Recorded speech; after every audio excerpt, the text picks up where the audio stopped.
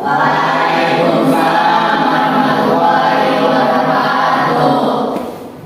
Apa kabarnya anak-anak hari ini?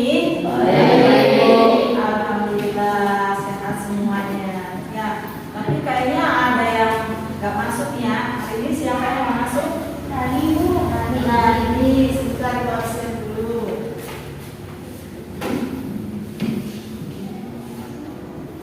Nah, ini terus siapa? Noval, Nama Gani. Apa keterangannya? Noval Alfa,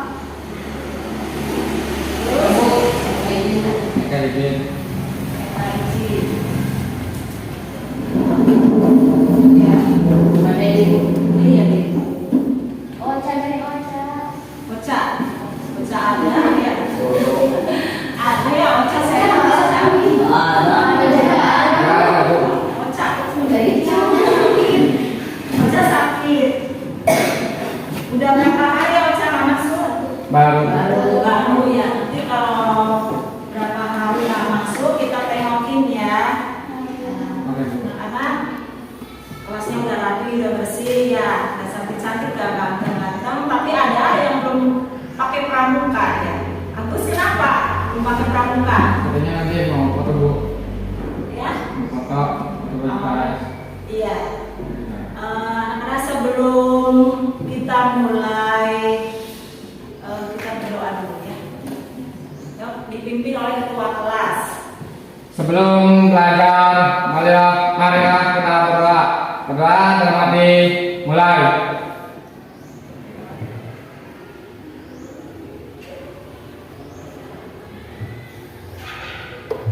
Berdoa selesai. Memberi salam. Assalamualaikum warahmatullahi wabarakatuh. Waalaikumsalam warahmatullahi wabarakatuh.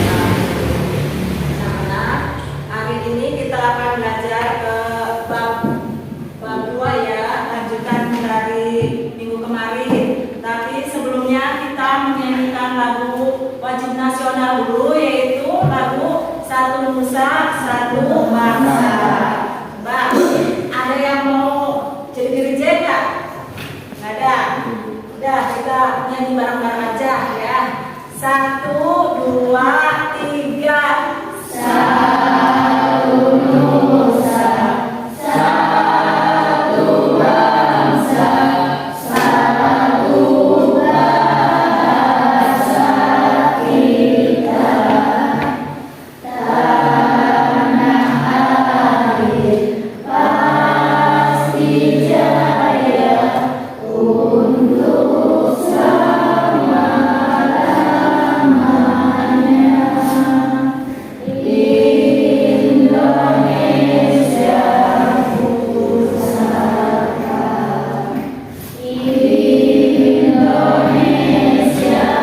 Indonesia tercinta, nusa bangsa dan bahasa kita bela bersama. Ya, baik anak-anak. Tadi lagunya belum pada hafal ya. Nanti hafalin ya. Biar kalau nyanyi itu kompak. Nih masih ada yang ragu-ragu nyanyinya ya. Kita akan bahas tentang kedudukan warga negara. Kedudukan warga negara dan penduduk Indonesia. Pada minggu lalu kita sudah belajar tentang apa? NKRI dan batas-batas wilayah. Ada yang masih ingat apa itu NKRI? Coba. Ya, silakan Risma. NKRI adalah kependekan dari Negara Kesatuan Republik Indonesia. Dengan demikian, makna dari NKRI adalah bahwa Indonesia sebuah negara kesatuan, bukan federal, dengan bentuk pemerintahan republik. Iya, betul ya. Terus kalau NKRI ini juga tertera di Undang-Undang nomor berapa? Undang-Undang nomor berapa? Berapa? Ayo jangan ragu. Betul. Berapa Ipa? 25 ya, 25A ya. Nah, kemudian kita ke batas-batas. Ada yang masih ingat batas-batas wilayah? Ya. Batas-batas wilayah Indonesia di sebelah utara berbatasan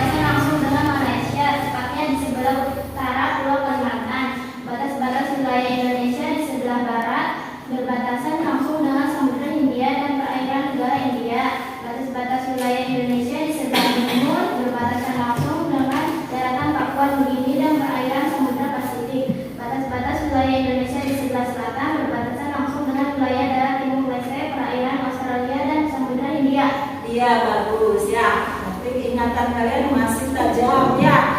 IPA, apa Nisma tadi sudah menyebutkan tentang NKRI, kemudian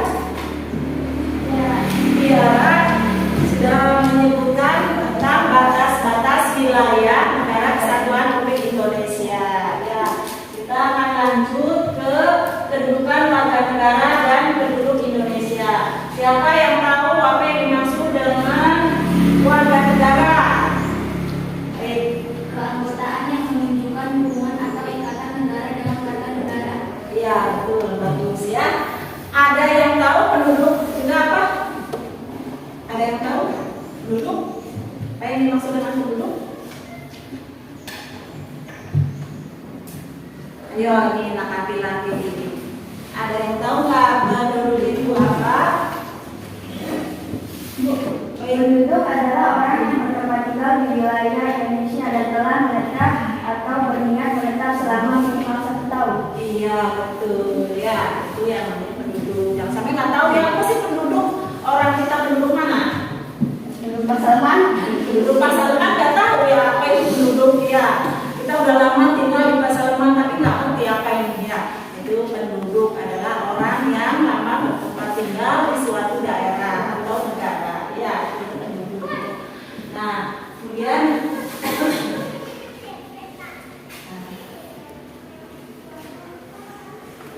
kita akan membahas tentang kedudukan warga negara dan penduduk Indonesia, kemudian asas-asas kewarganegaraan Indonesia, syarat-syarat menjadi warga negara Indonesia, penyebab hilangnya kewarganegaraan Indonesia.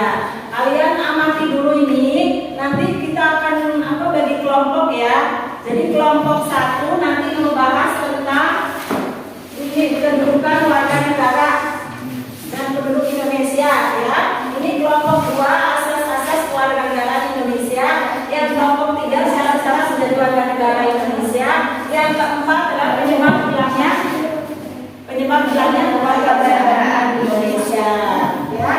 Nah, Ibu akan ini ngasih contohnya tadi itu KTP ya. Kemudian ini apa?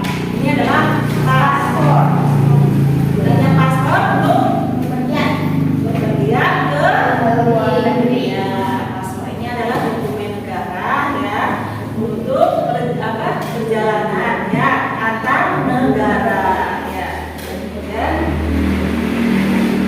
kita bagi kelompok aja dulu ya, Ibu bagiin kelompoknya. Coba untuk kelompok 1 Agus, Miftah, Nurrohman, Cepi ya. Sini satu baris ini kelompok. Coba nanti bentuk sini. Digabung ayo digabung di sini. Kemudian kelompok 2 Nora, Risma, Iva. Kelompok 3-nya Intan, Neni, Kris, Lasri. Kemudian kelompok 3-nya Trianawati, Triana,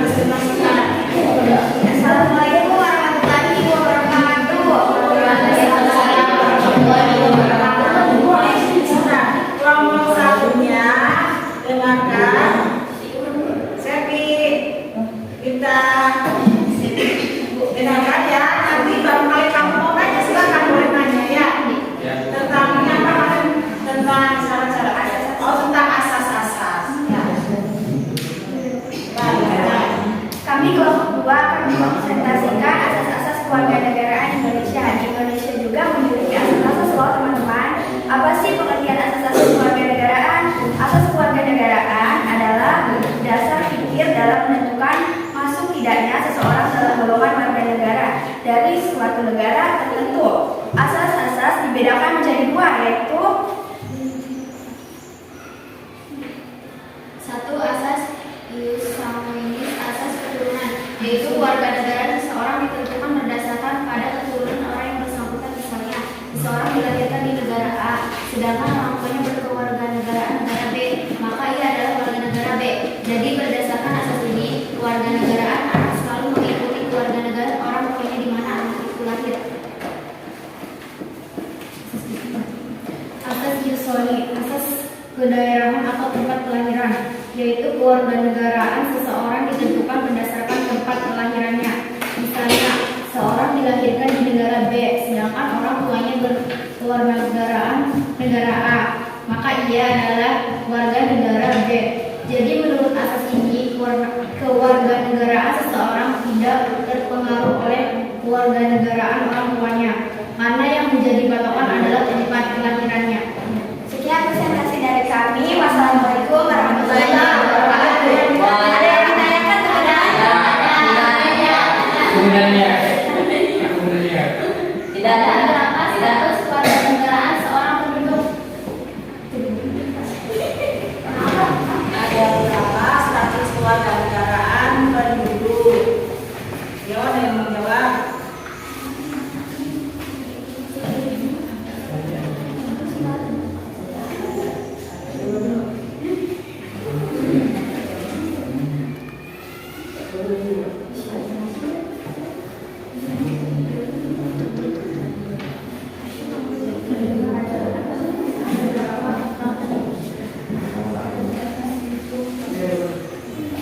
Silakan ya. Kelompok satu mau menjawab. ada dua, yaitu apatrid, yaitu adanya seorang penduduk yang sama sekali tidak mempunyai kewarganegaraan. Misalnya seorang keturunan bangsa A yang menganut asas ius soli lahir di negara B yang menganut asas ius sanguinis. Orang tersebut didakwa menjadi warga negara A dan juga tidak dapat menjadi warga negara B. Orang tersebut tidak mempunyai kewarganegaraan. Yang kedua, bipatrid, yaitu adanya seorang penduduk yang mempunyai dua macam kewarganegaraan sekaligus, kewarganegaraan rangkap. Misalnya seorang